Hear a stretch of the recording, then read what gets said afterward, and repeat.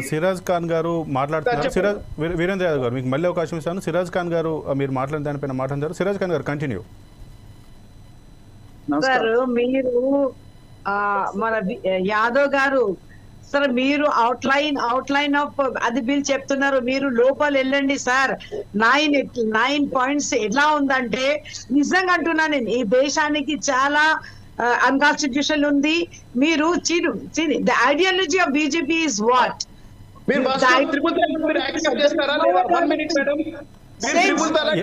వీరేంద్ర యాదవ్ గారు సిరాజ్ ఖాన్ గారిని మాట్లాడనివ్వండి. ఆవిడ చెప్పిన తర్వాత మీరు చెప్తారు. సిరాజ్ ఖాన్ గారు కంటిన్యూ.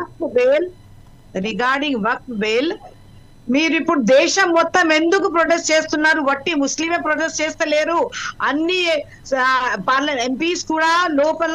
వినండి మీరు.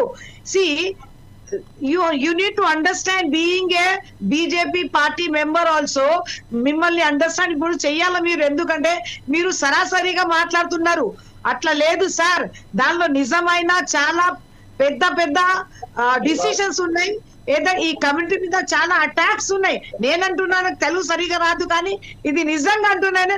ఒక పర్టికులర్ కమ్యూనిటీ గురించి కాదండి, ఇది రియలీ లోక్ తంత్ర మీద ఏమంటారు మీరు, ఏమంటారు, ప్రజాతంత్రం మీద కూడా ఇది చాలా పెద్ద అలిగేషన్స్ అందరు చెప్తున్నారు. ఇంకా మీరు లీగల్ వైపు నుంచి మీరు చూస్తే ఇది ఫండమెంటల్ రైట్స్ మీద ఒక పెద్ద ప్రహారం ఉంది. మీరు అది చదవలేరు. మీరు చదివితే మీకు తెలుస్తుంది.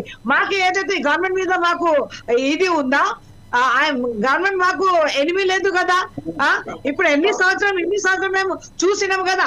పేషెన్స్ గా ఈ గవర్నమెంట్ ని మేము ప్రొటెస్ట్ చేసి ఏదైతే వాళ్ళ బిల్ అగేన్స్ట్ ముస్లిం పర్సన్ లాస్ కింద కూడా అగేన్స్ట్ తీసుకొచ్చినప్పుడు కూడా మేము అప్రోచ్ అయినాము సుప్రీం కోర్ట్ కి. ఇప్పుడు కూడా అందరు సుప్రీం కోర్ట్ అప్రోచ్ అవుతున్నారు. కానీ సుప్రీం కోర్ట్ లో ఒక ఏమంటారు, there is one way this bill can be rejected in supreme court also. Fundamental rights violation చాలా వరకు జరిగింది దీంట్లో. కృష్ణారెడ్డి గారు బీజేపీకి సంబంధించి ముస్లిం ఉంటేనే ప్రొటెక్ట్ చేయవచ్చు. ఇంకా కలెక్టర్స్ కి ఎంత పవర్ ఇచ్చారు సార్? కలెక్టర్స్ కి ఎంత పవర్ ఇచ్చారు? ఓకే సిరాజ్ ఖాన్ గారు మీకు మళ్ళీ అవకాశం ఇస్తాను. సిరాజ్ ఖాన్ గారు బీజేపీకి సంబంధించి కృష్ణారెడ్డి